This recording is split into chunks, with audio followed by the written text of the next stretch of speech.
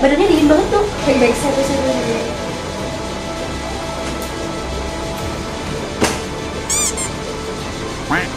Nampaknya ada pasien.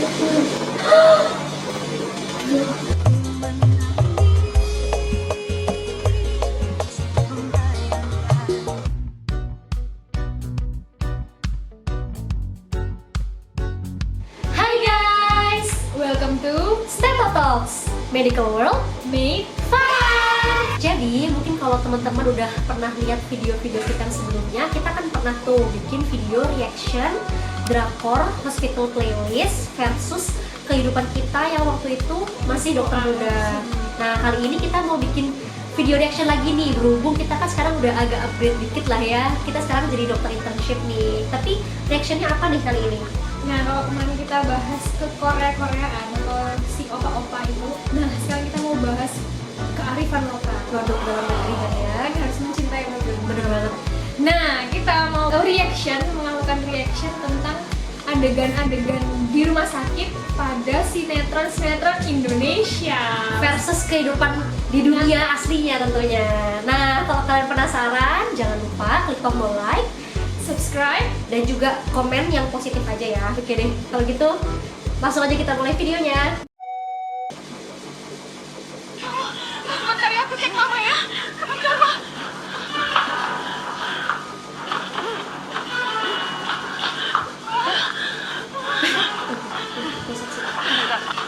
Shell, kenapa mama? Tante, kadar gula dalam tubuh mama menurun rasanya sakit banget. Kita harus bawa ke rumah sakit, Tante. Kalian tahu nggak sih, pulse oksi itu untuk ukur apa? Ini kan juga Gula darah dong. Jadi tadi tuh alatnya yang dijepit tadi itu tuh namanya pulse oximeter. Jadi harusnya dia itu buat mengukur. kadar oksigen dalam darah. Nah kalau misalnya mau mengukur gula darah itu harusnya pakai darah. Jadi Iya, harusnya ada, mungkin kalian udah pada tahu sih sebenarnya yang biasanya ditusuk gini pakai semacam bolpen, terus nanti udah keluar kadar gula darahnya di alat itu. Jadi nggak bisa cuma dijepit doang keluar gula darah. Belum ada seperti mungkin Indonesia. Kalau- Mungkin ada yang mau menemukan mungkin Kita lanjut ke video berikutnya. selanjutnya. Ini dokter obatnya. Bisa dokter jelaskan? Iya, kira-kira itu obat apa dokter?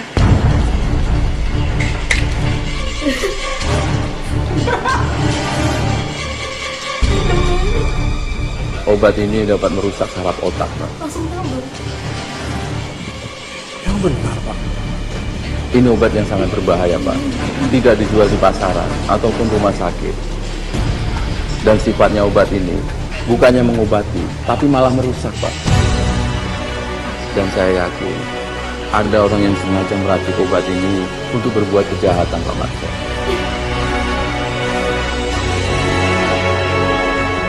Lumayan jenius ya dokternya ya.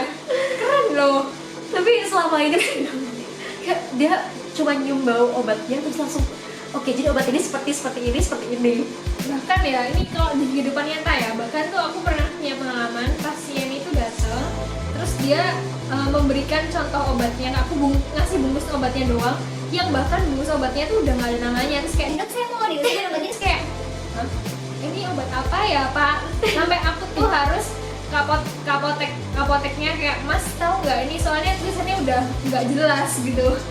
Jadi kayak untuk tahu obat itu apa tuh nggak semudah itu teman-teman. Misal nih ya, gampangannya kayak apa ya, obat-obat yang beredar kayak paracetamol aja deh. Itu kan ada paracetamol yang paracetamol aja, paracetamol yang ada tambahan-tambahannya. Iya. Itu kan semuanya warnanya kan pil putih dengan ukuran yang sama kan. Jadi kita tuh nggak segampang itu bisa tahu obat itu obat apa. Ya, mungkin ini dokternya dokter jenius bisa dibau, mungkin baunya seperti bau-bau petualangan. Itu adalah bau petualangan. Kalau misalnya buat kalian mungkin yang mau ke dokter, jangan ngomong kayak Dok, obat saya yang warna pink.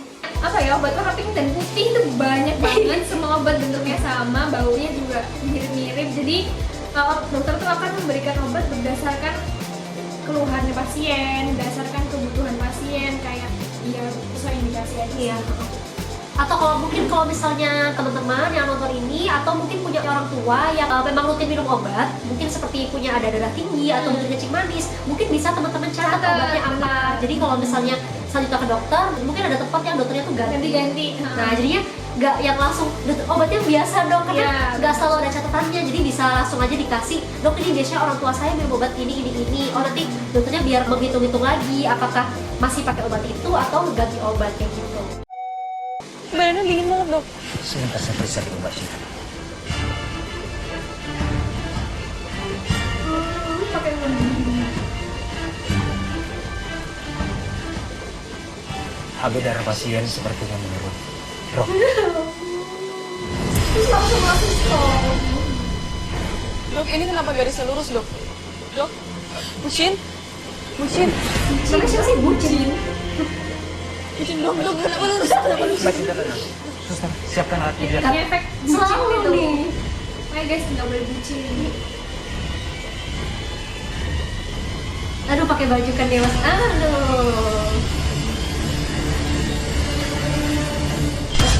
Oke. Gitu. Oh ya ini alam. Afterlife. Ini adegan yang sangat mengharu biru ya di sebuah sinetron ini. Jadi kita bahas dulu nih, kalau tadi sih yang aku lihat pertama ya itu periksa stetoskopnya kan masih pakai baju tuh. Nah kalau misalnya di kita sih Ya, sebisa idealnya. mungkin idealnya itu nggak boleh ada kain yang menghalangi. Jadi bisa mungkin pasiennya disuruh, mungkin kalau misalnya mau periksa yang daerah dada ya, Pak bisa dibuka kancingnya sampai segini. Mungkin kalau misalnya nggak nyaman kalau harus lepas baju ya di kayak gitu, atau mungkin kalau misalnya pakai kaos bisa kayak mungkin bisa diangkat dulu bajunya kayak gitu. Terus yang kedua, kalau HB darah itu nggak bisa ditentukan dengan hanya mendengarkan dengan stetoskop. Dulu mungkin kayak kita masih kecil juga nggak tahu ya gunanya stetoskop itu apa dan untuk mendengarkan apa. Nah, stetoskop itu bukan alat diagnosis yang kayak sekali dengar bisa merangkum semua penyakit gitu, enggak. Jadi yang bisa kita ketahui melalui mendengar stetoskop yang pertama detak jantung, irama jantung. Yang kedua suara nafas. Jadi kalau misalnya orang asma kedengeran tuh biasanya suara nafasnya tuh ada kayak ini gitu kedengeran dari stetoskop. Kalau misalnya yang di perut yang diperiksa, nah itu untuk mendengar bising usus, apakah bising ususnya itu meningkat atau normal. Kalau misalnya orang-orang yang diare itu biasanya bising ususnya itu akan meningkat karena kerja dari ususnya itu kan geraknya kan lebih banyak, jadi gitu. Jadi nggak bisa asal kayak alat diagnosa yang oh kamu sakit ini itu. Apalagi HB itu biasanya ya pasti pakai darah ya. Buat sekilas saja, jadi HB atau hemoglobin itu, jadi di dalam darah itu ada yang namanya hemoglobin. Hemoglobin itu tugasnya untuk mengangkut oksigen dalam darah kayak gitu. Untuk ngeceknya otomatis harus pakai darah, nggak bisa pakai stetoskop aja. Terus kesalahan ketiga yang ada di cuplikan sinetron ini adalah kan biasanya, dan ini sering banget sih di sinetron Indonesia kalau misalnya aku lihat ya, kayak misalnya ada di monitornya tuh namanya asisto atau kayak garis lurus. Itu tuh salah banget ya kalau langsung dikejut jantung atau namanya defib ya. Defibrilator tuh salah banget. Harusnya tindakan pertama yang harus dilakukan adalah pijat jantung, bukan langsung di defib gitu. Kalau analogi yang gampangnya, kalau misalnya irama jantungnya seseorang tuh asisto, kita tuh kenapa harus melakukan pijat jantung? Untuk menstimulasi dulu supaya dia kayak anggapannya orang diem nih, kita harus gerak-gerakin dulu stimulasi supaya dia memacu dia untuk bergerak. Nah, gunanya defib ini atau defibrilator ini kalau iramanya sudah ada. Jadi kayak misalnya analoginya tuh satu kelas ribut, cara untuk mendiamkan mereka gimana? Woi, gitu kan, kayak dikagetin. Gitu. Jadi supaya iramanya mereka teratur lagi seperti itu. Jadi salah ya kalau asisto langsung di defib. Nah terus itu selanjutnya yang tadi aku lihat itu, jadi ya guys, defibrilator itu bahaya banget. Kalian tuh nggak boleh yang namanya di deket-deket defibrilator karena itu tuh aliran listrik yang tinggi. Dan bahkan tadi di cuplikan tadi itu masih pakai baju, terus di dinding. Padahal baju tuh bahkan bisa kebakar guys kalau misalnya kena alat defibrilator yang lagi nyala gitu.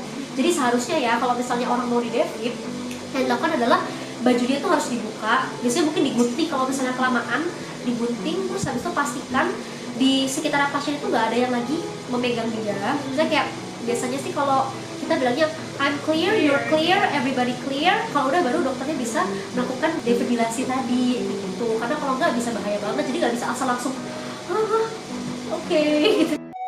Oke, kita lanjut.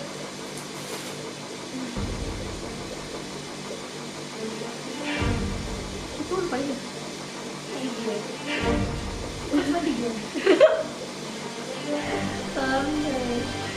Gimana dok?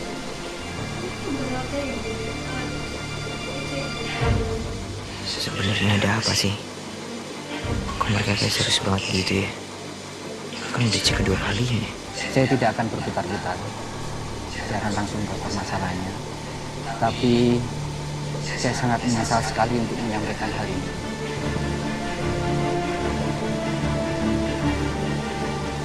Emangnya ada masalah apa, Dok? Ada infeksi di saraf tulang belakang kamu. Ini agak aneh nih sebenarnya. Kayak pertama itu kayak mungkin maksudnya dia tuh EEG kali. Jadi ya, ada alat rekam otak namanya elektroencephalogram.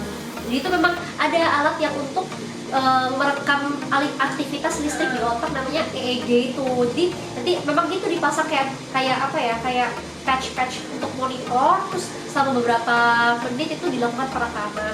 Cuma tapi itu kayaknya nggak kayak gitu. Itu cuma dikit banget kan. Cuma 3. Terus habis itu tadi diagnosisnya atau penyakitnya kan katanya infeksi tulang belakang.